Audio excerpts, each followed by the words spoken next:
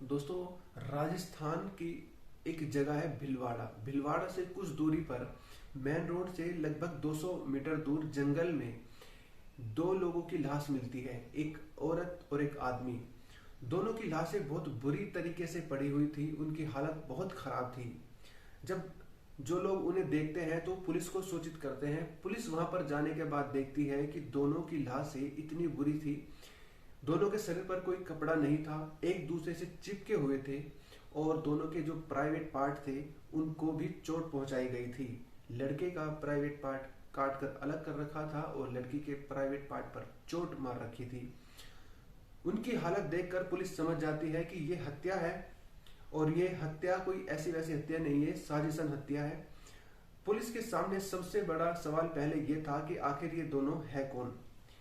हालांकि इस सवाल का जवाब मिलने में ज्यादा समय नहीं लगा, केवल 70-72 घंटे के बाद दोनों की पहचान हो चुकी थी। दोनों राहुल और मीना, दो एक लड़का जो इसका नाम राहुल था और लड़की मीना थी। दोनों अलग अलग समाज से थे, दोनों शादीशुदा थे। लेकिन अब सवाल यह था पुलिस के सामने सबसे बड़ा कि जब दोनों शादीशुदा थे, जो लड़की थी मीना, उसका पति कोई और था और लड़का था राहुल, उसकी पत्नी कोई और, फिर ये दोनों यहाँ पर इस सुनसान जगह पर अकेले जंगल में कर क्या रहे थे। तो पुलिस कई एंगलों से इस केस की छानबीन कर रही थी, जानने की कोशिश कर रही थी कि आखिर इनको मारा क्यों और आखिर इन्हें मारा किसने। ये बड़े सवाल थे। पुलिस कई टीम के साथ अलग अलग एंगल से इस केस को खोलने की पूरी कोशिश कर रही थी। फिर उन्हें कई दिन बाद जाकर एक सुराग मिला, क्योंकि जो दोनों लड़के थे वो आसपास के रेडिएशन में रहते थे, 10 किलोमीटर के दायरे में। तो वहां पर पूछताछ के दौरान पता चला कि जो राहुल था उसकी पत्नी उस पर शक करती थी और उसका शक जायज भी था, क्योंकि जो राहुल था वो मीना से प्रेम करता था। दोनों की मुलाकात एक मंदिर में होती है जहां पर दोनों पूजा के लिए जाते हैं। हालांकि दोनों शादीशुदा थे, उसके बाद भी एक दूसरे से जब मिलते हैं उनकी आंखें चार होती है, उनकी दोस्ती आगे बढ़ती है। और दोनों ही, कमाल की बात यह थी कि दोनों के दोनों ही टीचर थे। जो राहुल था वो प्राइमरी स्कूल में टीचर था और जो मीना थी वो किसी दूसरे स्कूल में टीचर थी।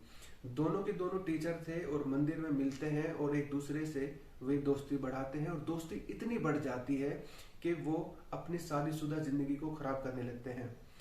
ये तो उनके जो अफेयर था उसकी बात हुई, लेकिन उन्हें मारा क्यों और किसने।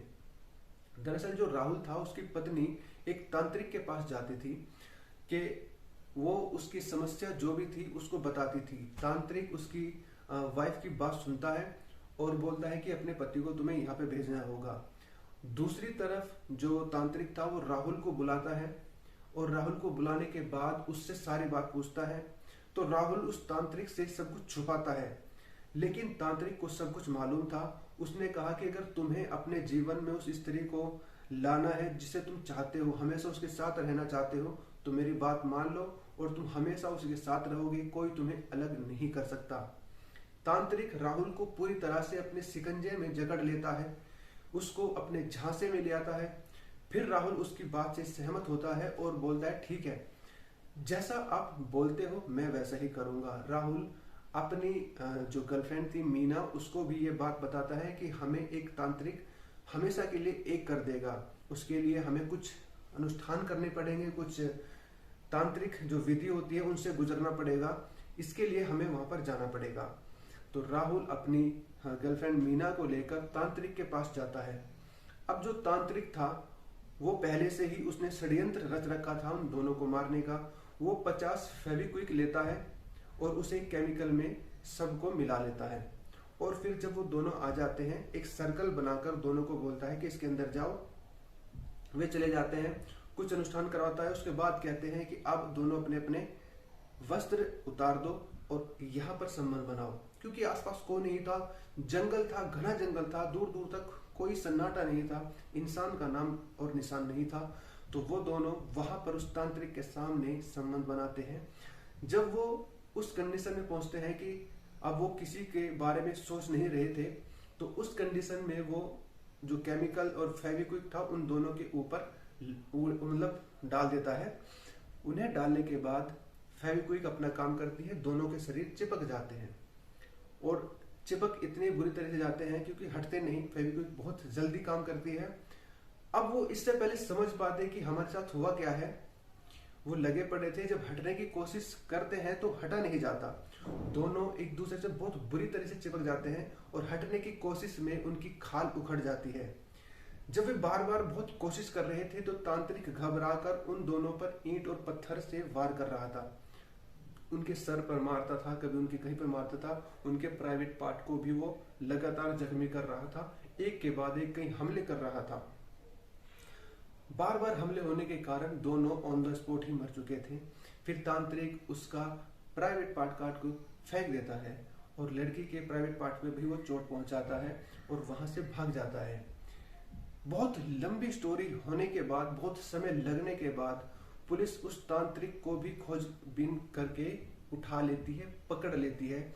और पकड़ इसलिए लेती है कि जो राहुल की पत्नी थी, जब पुलिस छानबीन कर रही थी तो पुलिस राहुल की पत्नी से भी सवाल पूछ रही थी। उस दौरान उन्हें शक हुआ और शक होने के बाद वो उनकी पत्नी पर नजर रख रहे थे, तो वो उस तांत्रिक से मिल रही थी। फिर तांत्रिक को पकड़कर जब सवाल जवाब हुए तो उसने सब कुछ साफ साफ बता दिया।